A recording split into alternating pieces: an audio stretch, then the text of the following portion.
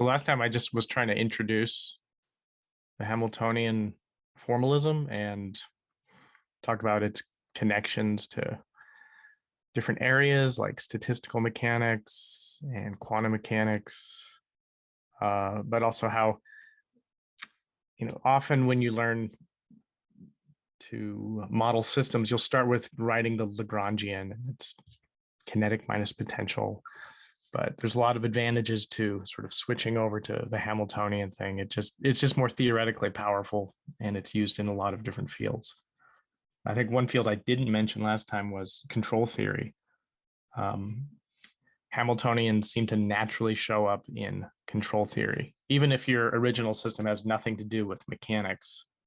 When you write it as an optimal control problem, there'll be like the Q's, and then the corresponding momenta have some kind of different interpretation, but it does show up in control theory. So that's interesting, I guess. It shows them in a lot of places. I like it because, like I said, orbital mechanics, and it just has lots of interesting geometry and related to it. And it's not like obvious geometry. It's somewhat involved. Today I want to do the Legendre transformation, and then maybe based on the Legendre transformation, a derivation of Hamilton's equations.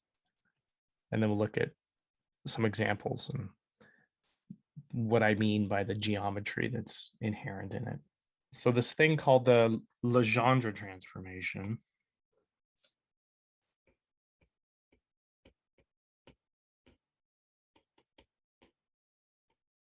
it's sometimes called the Legendre transform, but I'll say Legendre transformation. I honestly couldn't tell you what the difference is between a transform and a transformation, except a couple of syllables. So I would base this off of section 4.1 in the book by Hamel. That's the student's introduction to Lagrangians and Hamiltonians, or a student's guide to Lagrangians and Hamiltonians. It's actually pretty good and pretty small, right? It's not big. It's this, and I like thin books. I mean, some of the bigger ones, they're exhaustive, but they're exhausting. So I'd rather try a small book. The book by Mark Levy is also pretty small and pretty good. But anyway, there's that. So I think this whole chapter 4, mentions Legendre transformations. Oh no, it's just at the beginning. It's just that section 4.1. Anyway. So when I was first learning Hamiltonians, I thought the Legendre transformation is just the name for this thing that goes from a Lagrangian to a Hamiltonian, but that's not true. It's actually more general. So this is a general mathematical technique.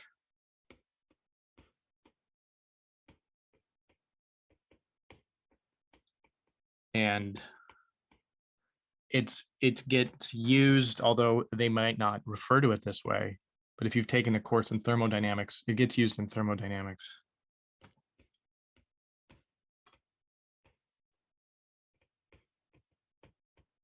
Where you deal with entropy, internal energy, temperature, enthalpy.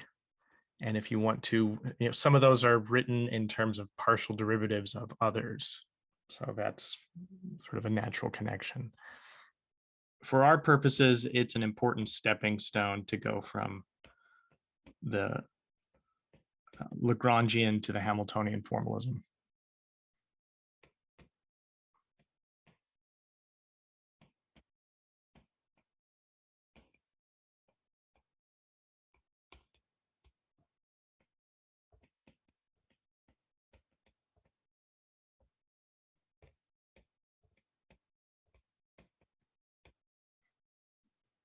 And it's if I hadn't said what it's a change of variables to describe a scalar function.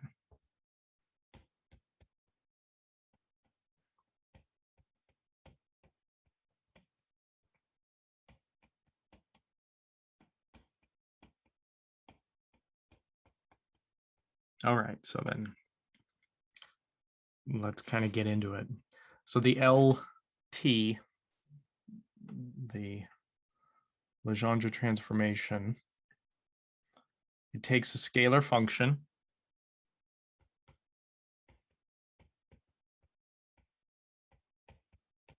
and I'm going to be following the notation that Hamel uses.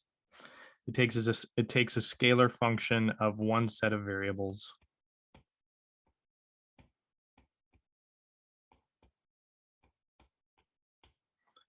And let's call these just U, a vector U or an n tuple U. So this is U1 through UN.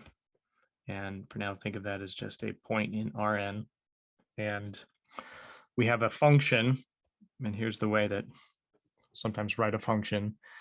It takes in a point in Rn and gives a point in R, right?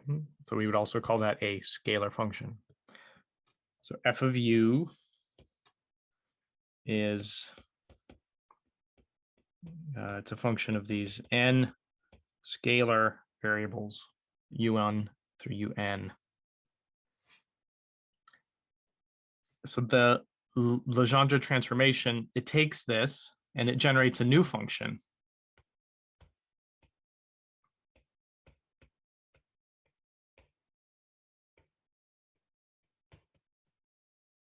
A new scalar function, and it's a related function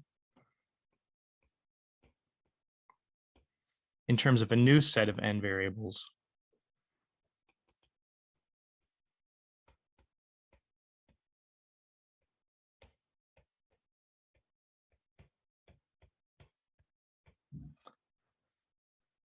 And these are the partial derivatives of f.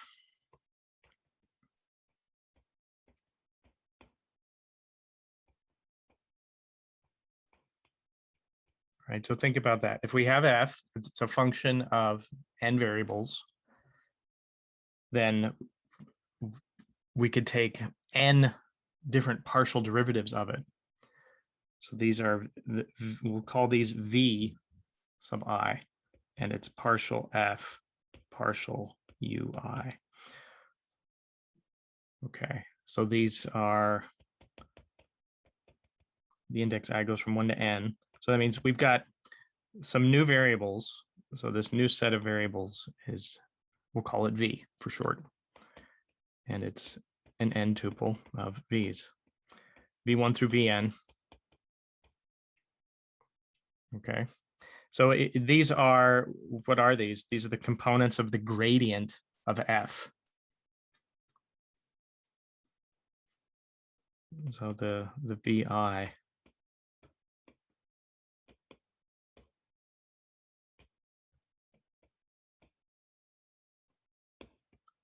the components of the n-dimensional gradient of f. And there's a condition for us to be able to do this. And it's that this set of n equations is invertible.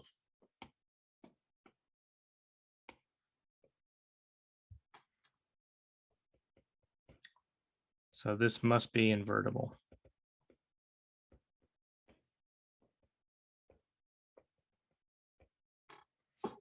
What do we mean? That means, so I said the gradient, right? I'll write it that way. Gradient of f with respect to the u's equals v. This has a unique solution.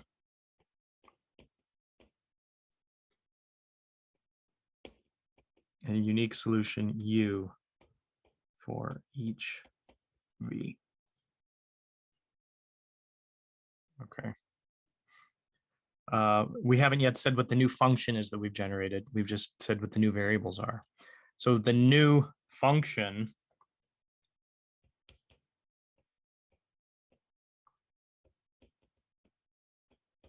instead of calling it f, I'll call it g. G as a function of v. So it's a function of v1 through vn. Remember the components of the gradient of f. And this is defined by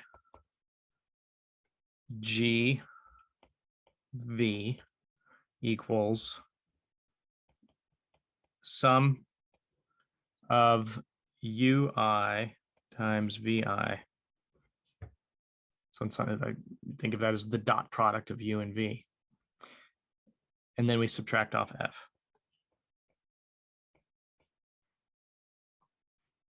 Right, so you could write this as, if we're treating U as a vector, then it's U dotted with V minus F.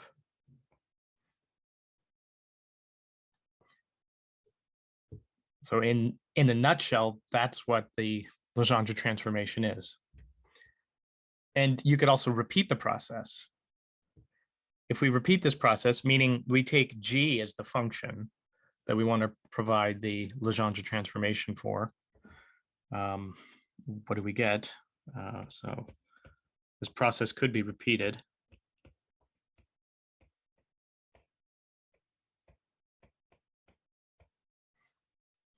Meaning we've got G now, this function G, it's a function of V1 through Vn, but now we want to write it in terms of the n partial derivatives of G. Partial G, partial Vi. Well, this ends up just giving us Ui. And the function that we generate, Ui Vi minus G, is the same as our original function F. So we recover our original function.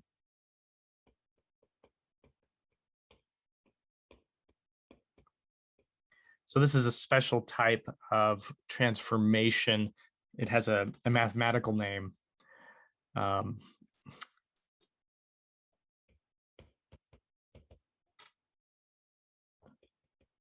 So this means the Legendre transformation is the technical term is involutive.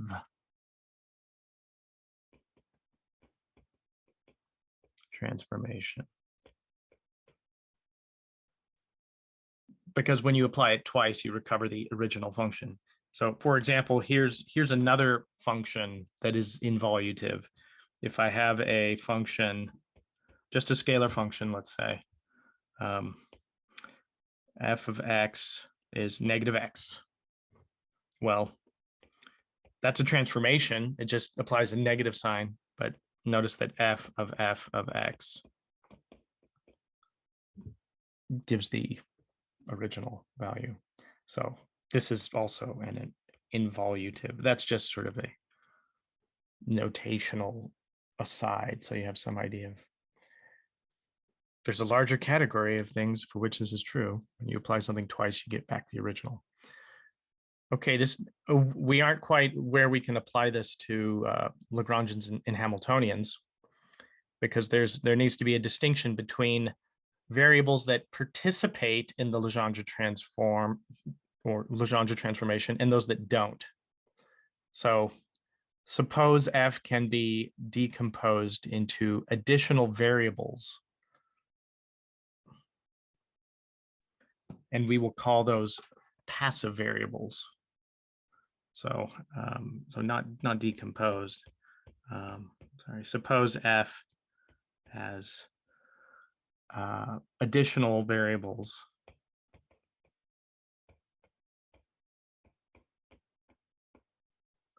and we'll call those W. And we'll just suppose that there are n of them.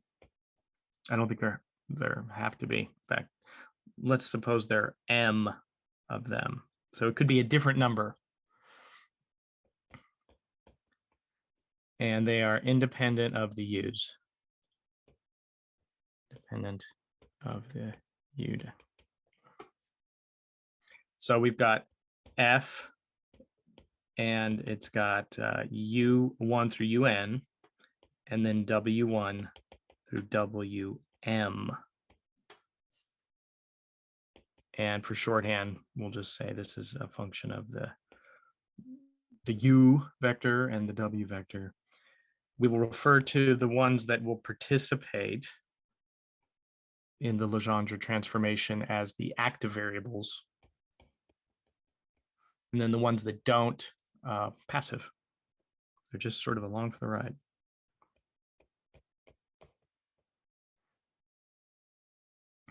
Then we could still do the Legendre transformation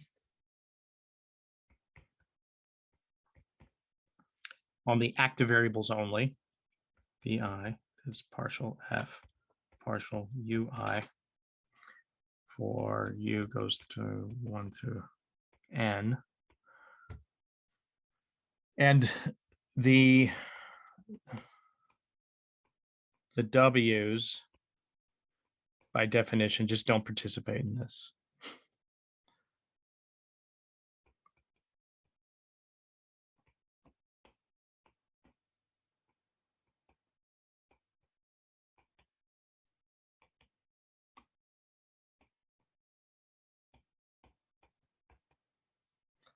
Then the new function g will be a function of g of the v's, right? These components of the gradient, these partial derivatives, and also the passive things that didn't participate at all.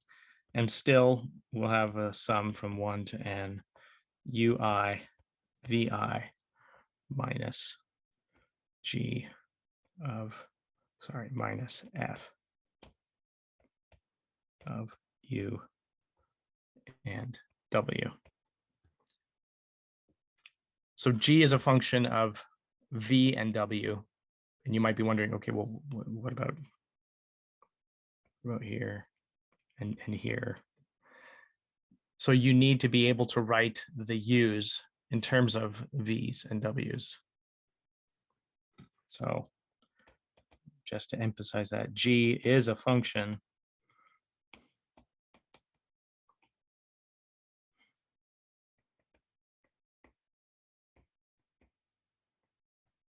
of v and w, not u and w. So u's need to be rewritten. The u variables.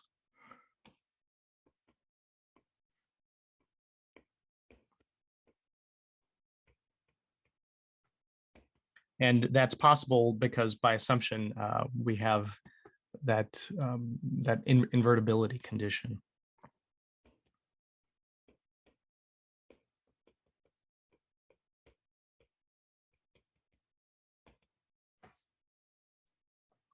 Okay. And now I want you to notice something about the passive variables. For the passive variables,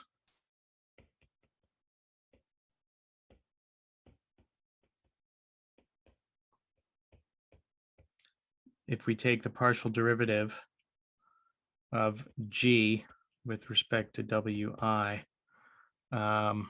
because the w explicitly only appears over here, this is going to give us negative partial f partial wi.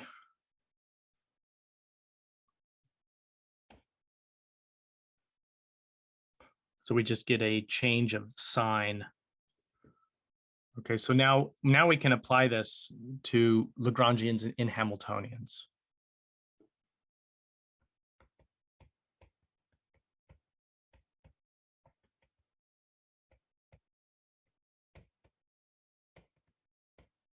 And by Lagrangians, I mean the Lagrangian function. Often I won't say Lagrangian function. And Hamiltonian, by Hamiltonian, I mean the Hamiltonian function. So what is L? When we write L, the Lagrangian function, we've got the Q's and then the Q dots. And it just so happens there's n of each of them. Well, it doesn't just so happen. These are the Q dots are the time rates of change of the Q's. Right, so this is, in this case, the Q's are the passive ones. They're not going to participate in the transformation. And the q dots are the active participants, right? Because we use pi as just, I mean, we have to give a name to the partial derivatives, and we're kind of in some sense, we're just calling them the pi. Partial QL, partial QI dot. So these are the new variables, the new active variables. And there's n of them. And if we were to do a comparison, so far, what do we have? We have that F goes to L. The active variables are the QI dots. The passive variables are just the QIs. The new variables are these PIs. And we haven't yet shown what G is, but it's going to be the Hamiltonian function. So with these as the new variables, then H, right up here, what is L? L is a function of the Q's and the Q dots. And down here, H is a function of the Q's and the P's. And it is a sum, 1 to n, of QI dot PI dot minus L. And this can be written entirely as a function of the Q's and P's. So where we started with something that was a function of the Q's and Q dots,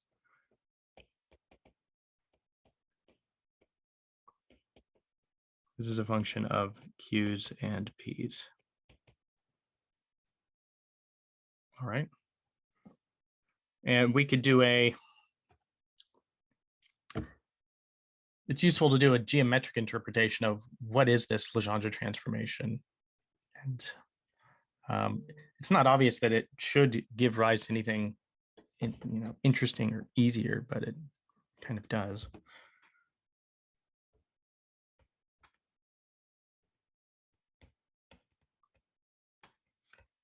And this is sort of my MO, as much as possible, instead of just writing something algebraically, I like to have a geometric interpretation. I think it adds to the understanding. And some people just sort of learn visually. So it's good to look at this. Like some books will not even mention that there is a geometric interpretation. In fact, this comes in particular from another book, the other small book that I was mentioning, section 8.4 of Levy. It was also from 2014. I think I have it here. It's also kind of thin. What's it say? Classical mechanics, etc. It says on the spine. Classical mechanics with calculus of variations and optimal control, and intuitive introduction.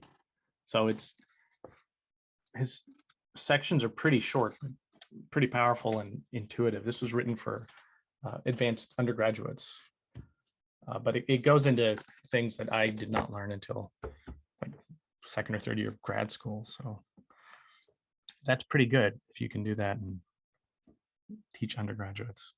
All right, so we're just going to look at, right, the Legendre transformation applies in, at least for the Hamiltonians and Lagrangians, we're thinking of something that's 2n dimensional, right?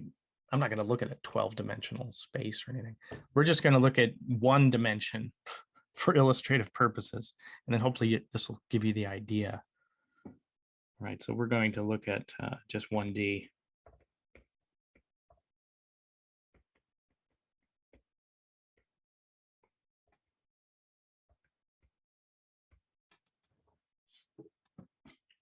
Phone's ringing and I have to just stop it. I don't know if any of you use something called Marco Polo. I used it to keep in touch with my dad. So it makes like little video texts. He'll often talk about how he's, cutting the grass or it's raining. Fun stuff like that. He refers to himself as a pensioner. I think is more of a British term. Just a pensioner, just trying to make ends meet. Yeah, okay. So for example, if we had a particle in the absence of any potential energy, so a particle moving in 1D out in space, right? It would be a Lagrangian. That would be a function of just, we could say, write it as the velocity, 1/2, it'll be the kinetic energy, 1/2 mv squared. Okay. And if we were to plot this, let me try to plot it. It's pretty hard to make straight lines. Okay, here we go. These are axes. So I'm going to plot just something that has this parabolic shape. So here's L as a function. And there it is. It's kind of symmetric. This is the V axis. And what I've plotted here is L, it's a function of V. It's parabolic. Now at each point, V naught, right, go up until you hit the line. And then what is partial L, partial V evaluated at V naught? Well, it's just the slope at that point on the curve.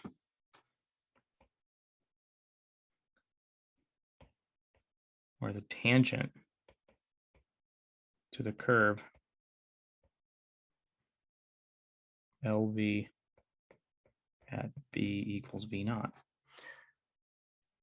So we can plot the slope. So think of this straight line slope. It's the tangent curve. This has slope that we'll call this P0. Slope P0, just partial L, partial V evaluated at V naught. Right, so this is, that's the slope. What we do is interpret this y-intercept down here. I'm running out of colors.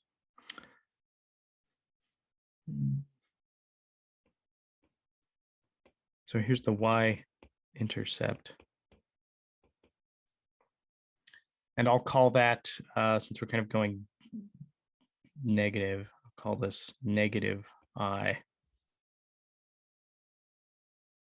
All right. So the y-intercept, we could write it this way. The y-intercept is equal to L at V naught minus P naught V naught.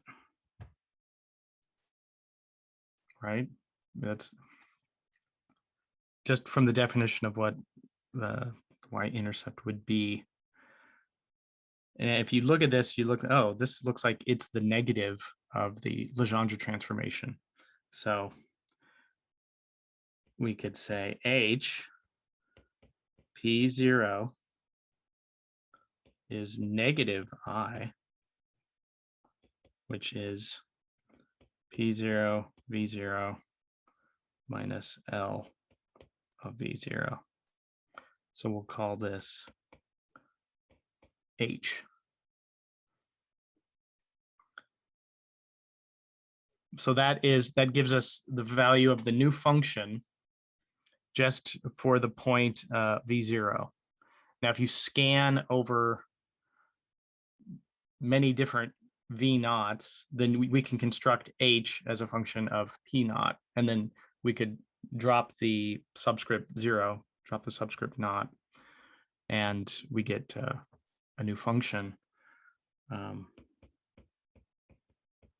I'll try to draw a picture of that. So we're scanning over different v naught. What does that give us? If I were to sketch this maybe more quickly here, we get, here's our parabolic curve.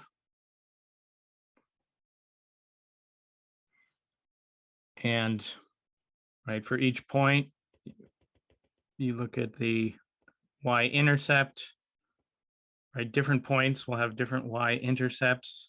Maybe this point up here will have a y-intercept pretty far down along the curve, along here. You could do it for both sides as well. I'm just doing it for one. So this is a function of v, but right, you could transform this into a function of p, some different curve. It ends up having, in some sense, the same kind of shape, because a parabolic original curve will give rise to another parabolic curve. So whereas this was L of v, this is h of p, that we constructed point by point, right? And you could also go, this would be the Legendre transformation, but of course you could go backward. That's also a Legendre transformation. We sometimes think of it as the inverse Legendre transformation. It's still just a Legendre transformation. Okay, so these, after scanning over different v naught, we construct h. H as a function of p naught, and then drop the subscript 0. Doesn't help us at all. So the L and H curves have the same information. They're just depicted differently.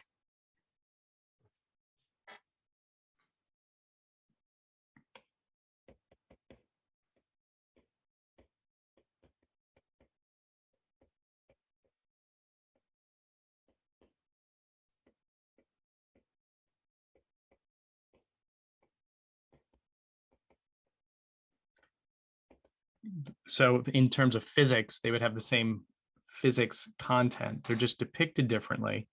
And it's also because of the magical geometry on the Hamiltonian formalism side. There's more that we can do once we get it into a Hamiltonian form.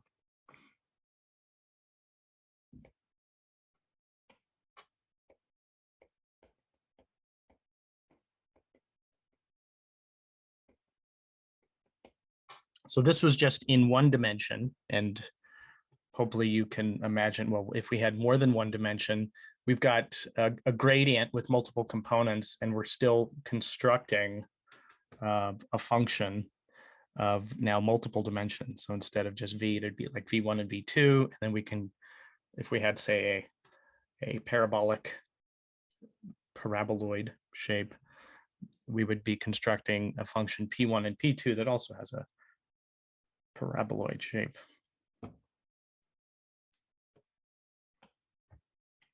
And then with all the other things, the passive variables are all just sort of kept constant. So they're not really contributing to this. All right. Now, once we have the Legendre transformation, it makes the derivation of Hamilton's equations somewhat nicer and easier. So once we've got this down, it's good. So now we can, I kind of derived it last time, but I'll derive it again, maybe another point of view.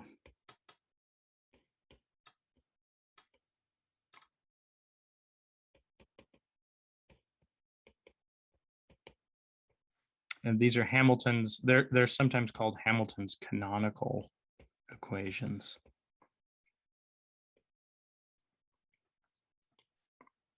which suggests there could be Hamilton's equations that aren't canonical or something.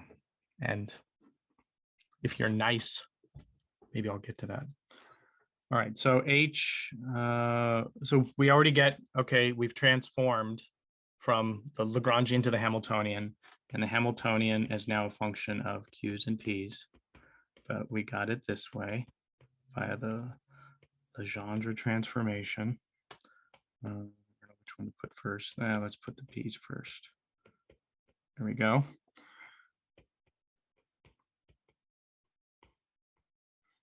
I don't want the QI's there.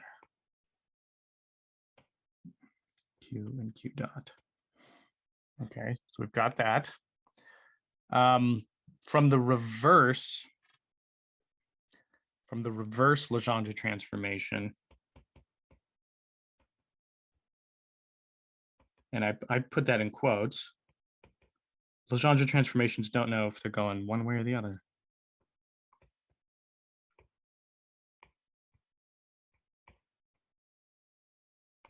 So meaning if we were given H and then wanted to construct L, then we would be defining these new active variables Qi dot that are equal to partial H, partial Pi. So that just becomes now, it just falls out of the definition of the Legendre transformation. Okay. And we also know from, in some sense, the forward Legendre transformation. So by reverse, I mean H going back to L from the forward one. So L to H, Legendre transformation. We also know that by definition, Pi is partial L, partial Qi dot. That doesn't quite give us, that's not Hamilton's equations yet, right? What else do we know? The passive variables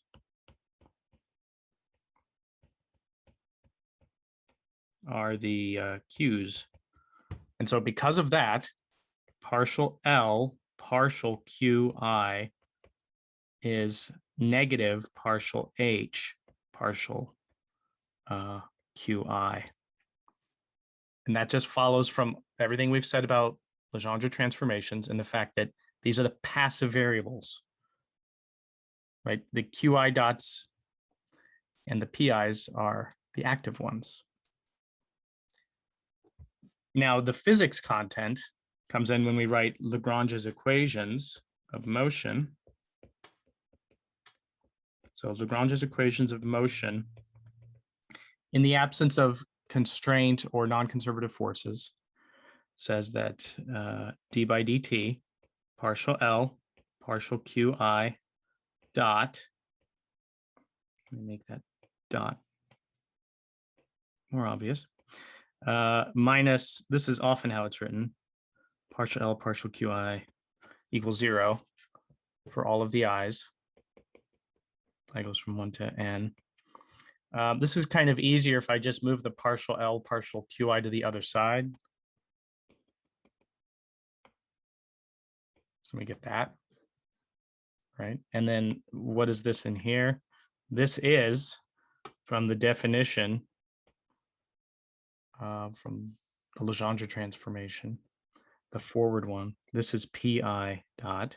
So we have d by dt of Pi dot. And what is this? This is negative partial H, partial Qi, again, from the definition that they're passive variables in the Legendre transformation. And shorthand for d by dt is to do the over dot. So we have Pi dot equals minus partial H, partial Qi.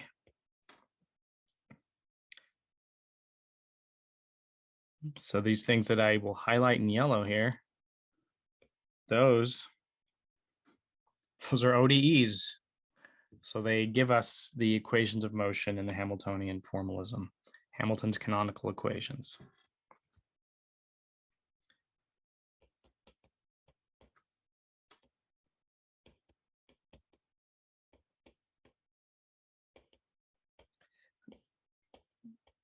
So other books will derive it some other way,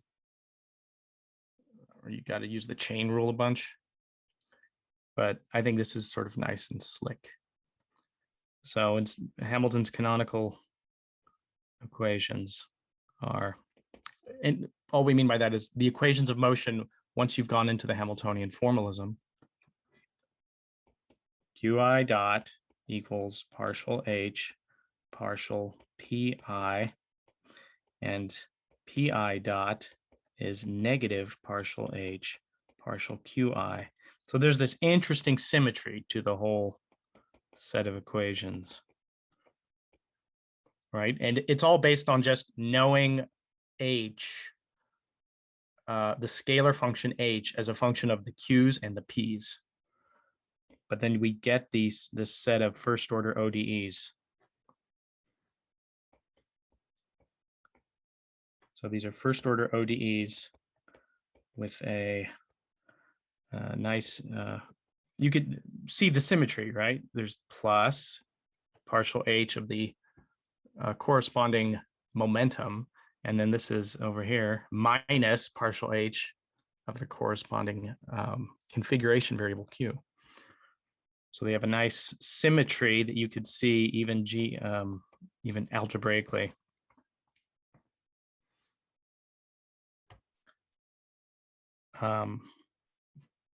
Yeah. So there it is. Hamilton's canonical equations. So maybe we should look at an example and a nice kind of mechanically motivated example, which would be the spring mass system. If I had a spring mass system, I would bring it out anyway. Okay, so let's look at an example. Yeah, do we have questions about this? I imagine there might be. Imagine Matt's upset about this. It's not satisfying or something. Seems okay. Okay. I'd be upset. All right. Yeah, like I said, usually people will take partial derivatives like crazy to get Hamilton's canonical equations, but it just follows from the Legendre transformation. I don't know what other situations you might want to use the Legendre transformation for. Like I said, I do know that it's found use in thermodynamics. There may be other cases as well, right? It's just sort of writing a function in terms of its local slopes, which is interesting. And that condition of invertibility turns into a condition on the fact that L, at least on the active variables, has to be convex. So that means there's no inflection points. L, which usually makes sense. L is a function of the square of the velocities. And so square velocities are always going to have convexity. So I do have one question, if you don't mind. Yeah, go ahead. So this is kind of depending upon the fact that Lagrange's equation on the right-hand side is 0. Yeah. Is that where we get into like Hamilton's non-canonical equations if that is not 0? Or what happens there? Yeah, if it's not 0, there would be like over here, maybe I'll put it in orange, some non-conservative generalized force, which then would still show up and still carry through. And you could still look at the how things evolve in terms of the Q's and the P's. It loses the nice symmetry. Okay. Yeah, but it could still be done. Okay, thanks. Yeah, the book by Greenwood, because he's very focused on engineering applications, and in engineering applications, you often can't ignore non-conservative forces. It's just that a lot of the theory by the mathematicians has ignored that non-conservative stuff. Let's look at an example. If you haven't seen an example, it's a pretty simple one. Maybe I'll leave that there.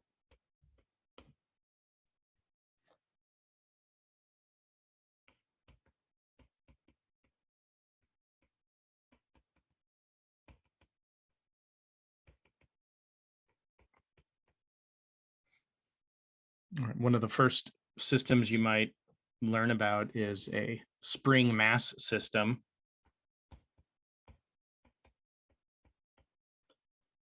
So here we're thinking of there's no gravity. We just have a spring attached to a mass. And there is, let's give this spring we've got a spring constant K, and there's an equilibrium length. I'll just sort of put some line. So when the mass is lined up with that, and you're at zero motion, then it should stay at zero motion. So that's the equilibrium length. The actual current displacement of the mass from its equilibrium location. Maybe I'll just label this as this is the equilibrium location. Right, so this is depicted here as a stretch spring. So if I were to let go, then it's going to want to oscillate back and forth. So this is just 1 degree of freedom, or 1 DOF, 1 DOF. The Lagrangian, and here Q is just one variable, one scalar variable, and so is Q dot. It's just its time rate of change. And so this is kinetic minus the potential energy. The kinetic energy be 1/2 m, and then the velocity squared, 1/2 m squared. And the the potential energy in a spring, so we're subtracting off, it's 1/2 the stiffness and the displacement from equilibrium squared, right? So hopefully that all makes sense. When we apply the Legendre transformation, right, we get momentum, and we don't have to put a subscript because there's only just one variable. Partial L, partial Q dot. Okay, what is partial L, partial Q dot? Well, right, this is a function of Q dot. This is a function of just Q. So what do we get? We get M Q dot, right? The usual mass times velocity. So this generalized momentum P in this case is just the linear momentum, usual linear momentum. And this is invertible. Hopefully it's clear how it's invertible, right? P equals M Q dot. We could easily invert this. By invert, I mean, we want to get Q dot as a function of P and Q. In this case, it's just Q dot is P over a constant M.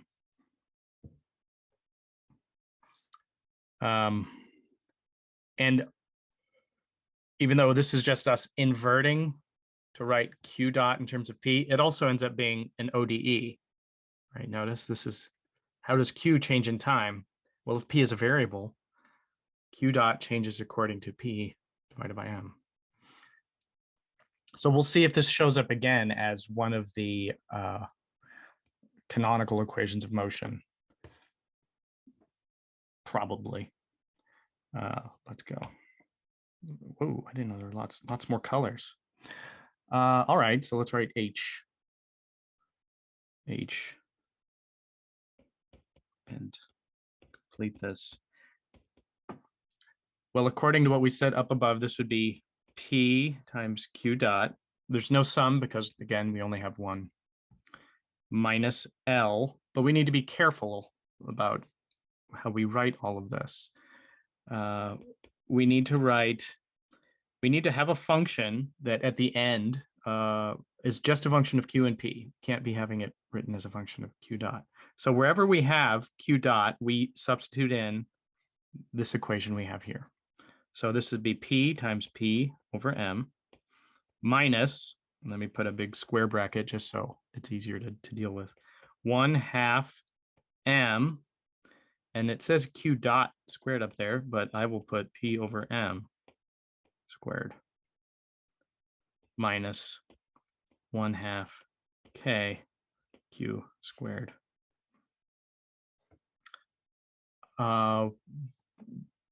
If you look at this, this is going to give us, right, P squared over M.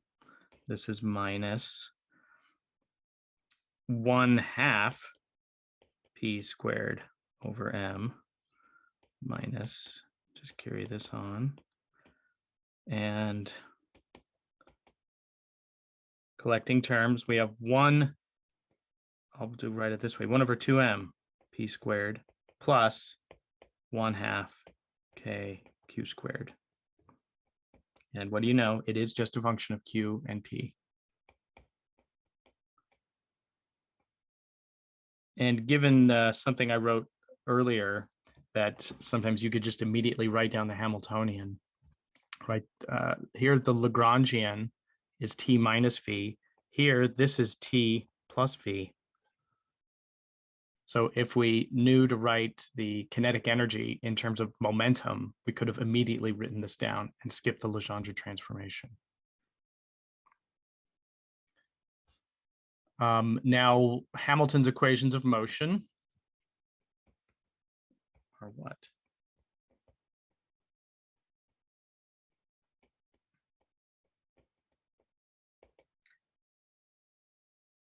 Q dot is partial H partial P.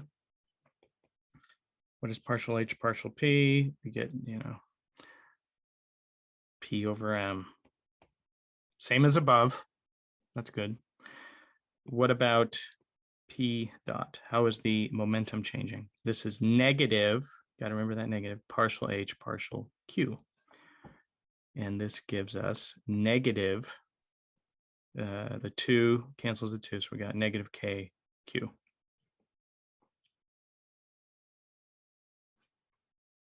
So that's it. Have we gained anything? Like, we could have written Lagrange's equations and we would have had something with Q double dot equals something. But writing the Hamiltonian, we immediately get first order ODEs. First order ODEs are always easier to implement on a computer. MATLAB naturally wants to take in first order ODEs if you use something like ODE 113 or ODE 45, any of the standard ODE packages. I will, I'm going to take this further. I'm going to introduce something called the X notation, which will be useful, especially when we get to higher than 1 degree of freedom systems. Let's introduce.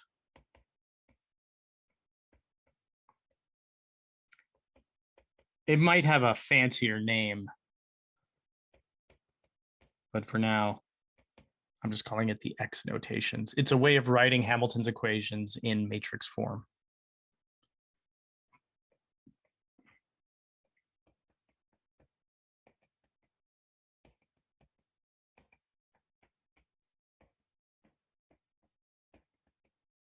So it sort of summarizes it. And here's how it works. You will usually write X as a vector, and it's often useful to think of it as a column vector. X1 equals Q, X2 equals P. Okay, so maybe nothing earth-shattering.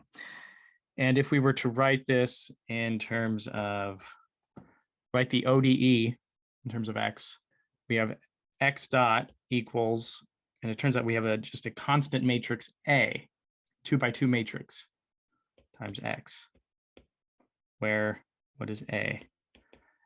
A is 0, 1 over M, negative K, 0. What we're eventually going to want to be considering is, what does the motion look like in the phase space or state space? So this x is really this is a phase space variable or a phase space point or state space.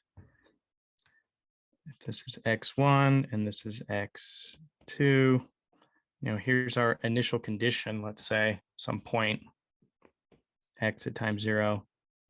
And so it's q at time 0, p at time 0, because this is q and this is p.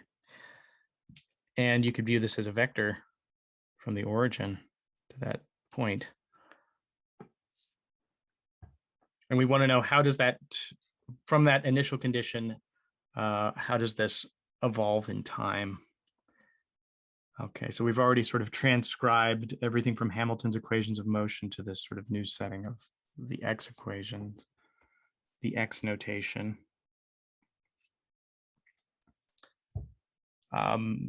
So you've seen this before, but when you have linear ODEs like this, you could write in matrix form, you can immediately write down the solution.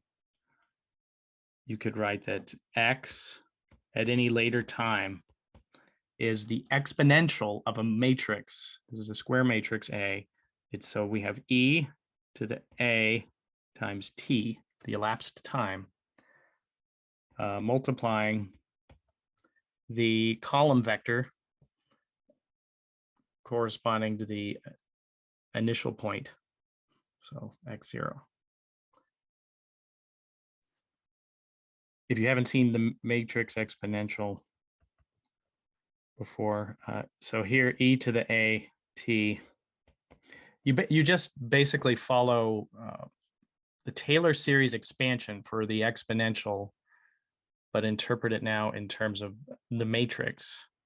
So this would be, right, what's the first term in the exponential of, like, if it was e to the x, it would be 1. But in this case, it's a matrix, and I'll write it this way. This is the 2x2 identity. It's kind of how I write identity matrices. Kind of a big capital 1. And then the next term would be, right, maybe I'll put it up above here, like e to the, y would be 1 plus y plus 1 over 2 factorial y squared. Hopefully you've seen the Taylor series expansion for the exponential. So here, instead of y, we have a times t. It's a matrix. And then what? Then 1 plus 1 over 2 factorial a squared, t squared, and so on. So it just looks like the Taylor series. And so this is what defines the exponential of a square matrix. Interestingly, if you were to do this for this particular matrix A and collect terms, you will get something that can be written in a nice form. Let me first define something. I don't know why this keeps getting jittery. So let's define a frequency omega, that's k over m. If we define that, then writing x of t, right? This is, we could also think of it as q and p as a function of time equals,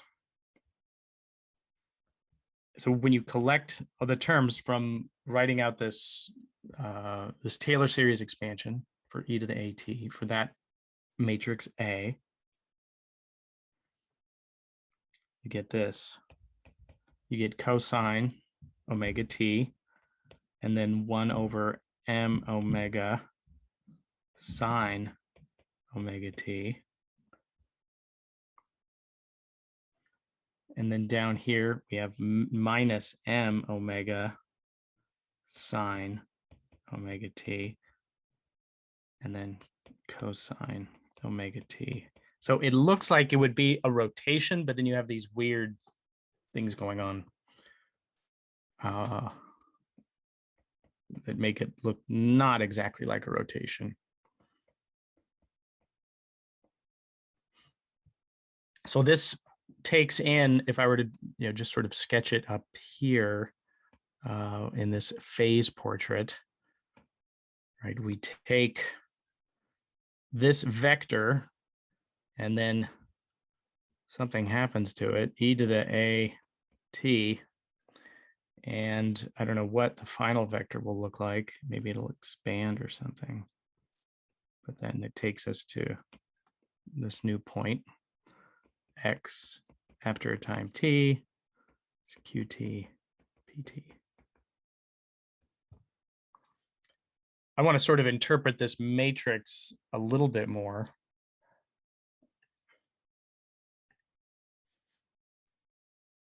And let me see if we can do that. I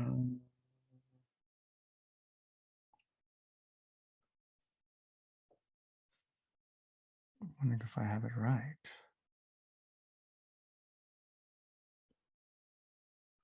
Okay. So, I mean, what this does, I'll draw a picture. It takes in, there's, x1 equals q, and x2 equals p. What this does is it takes, it's probably useful to think of not just a point, but actually a region of initial conditions. So if we had a region of initial conditions, I'm trying to make this square. I mean, circular. There we go. So here's a circular region of initial conditions. And then first things get shrunk along a particular direction. So I'll write this as a dashed, D1. And then that gets rotated by an amount related to omega t. So we rotate this.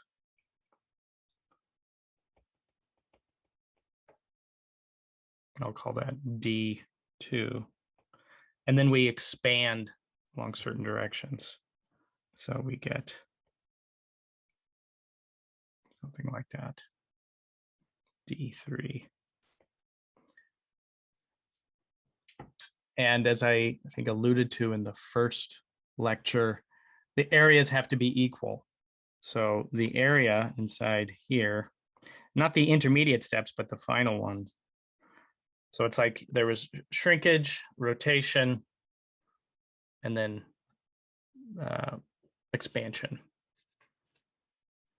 And all of that combined together gives you this, gives you this matrix, right? So in this case, because Hamilton's equations gave us something that was linear, we were able to solve it analytically, get an idea of what's going on.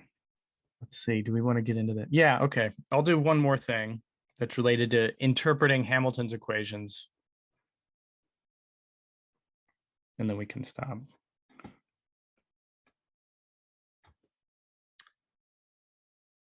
So we could plot solution curves. Yeah, I guess this is part of the same thing.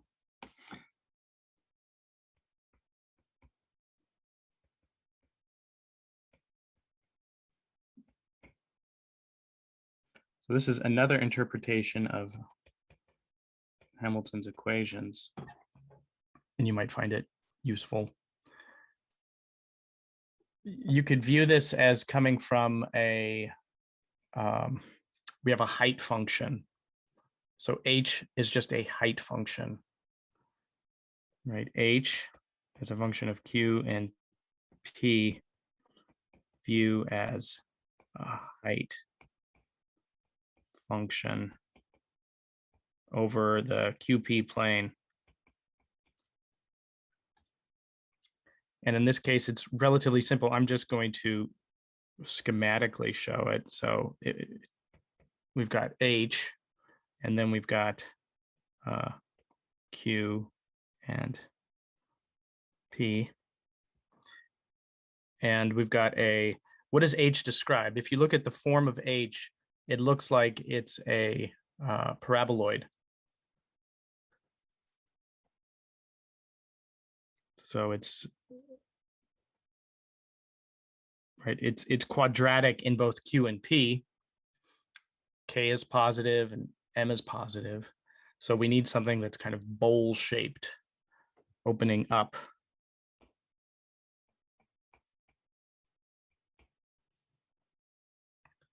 And then if we look down onto level sets, so take a curve, let's say this one, that's at a constant height.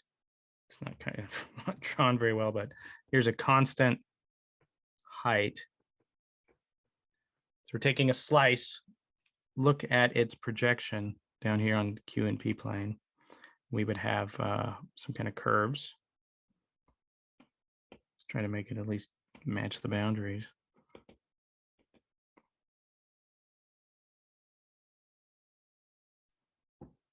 Right.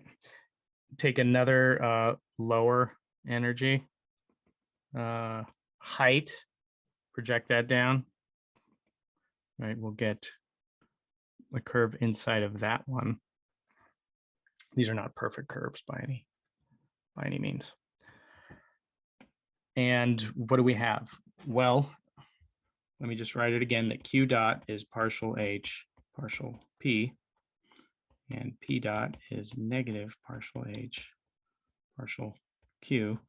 You notice we've got the gradient of H somehow involved here, right? We've got the gradient of H under the variables Q and P. Gradient of H would be partial H, partial Q, partial H, partial P. If we were to write the gradient of H, we know for that the gradient is going to be at each point, it's going to be pointing in the direction of the largest growth along the surface. And if we project down onto the QP plane, say for the green curve, right, we've got things that are pointing radially outward. So I'm plotting the gradient in blue here.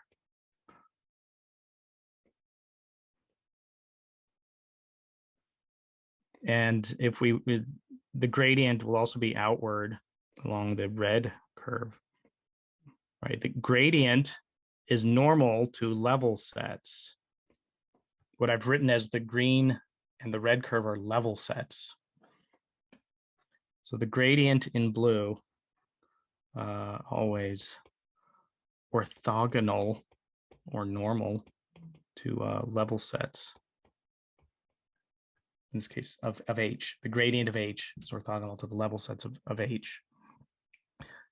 Now the Hamilton's equations of motion, so the motion in the phase space isn't along the gradient. It seems to be something related to the gradient. And what is that something?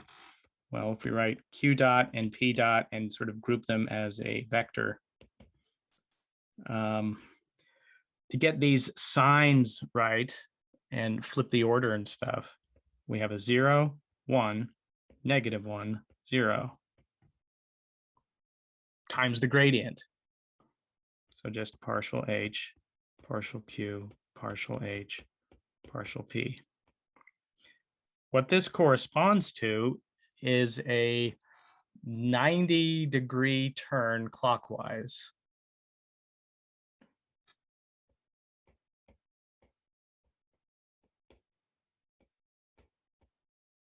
Clockwise.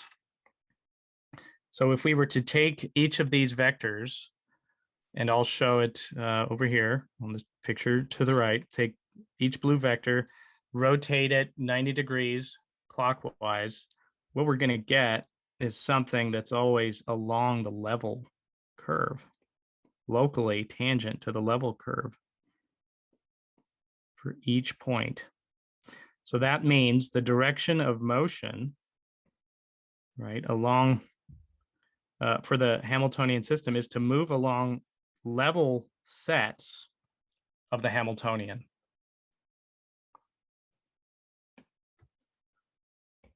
So motion, I guess this is kind of key, corresponds to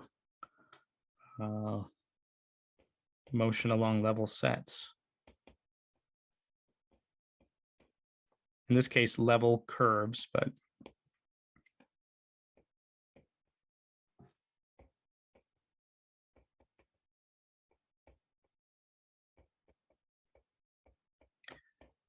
this actually holds in more than just 2D, as we've shown here. So 2D phase space comes from a 1 degree of freedom system. The next level up would be a 2 degree of freedom system, which would have a 4D phase space. 3-dimensional level sets. Here, the level sets are just curves, but in 4 dimensions, level sets are 3 dimensions. And it's still true that Hamilton's equations of motion correspond to motion along level sets, so 3-dimensional level sets. This 90-degree turn clockwise is, it's sometimes given a name. So J be the name. I'm close to finishing. So J is called the canonical symplectic matrix. That's a mouthful. It's a lot for a 90-degree turn clockwise.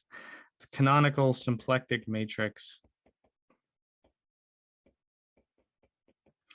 And it is, it has some cool properties. If you take J squared, you get negative the identity matrix. Whoa. And maybe now this suggests, why did we call it J? Because, you know, sometimes some fields refer to the imaginary number instead of I, they call it J, right? J is square root of -1. So there is some connection. This is sort of, J is like a matrix version of the imaginary number. And I will just leave it at that. So I think we can stop there. There's a mysterious connection between imaginary numbers and Hamiltonian mechanics.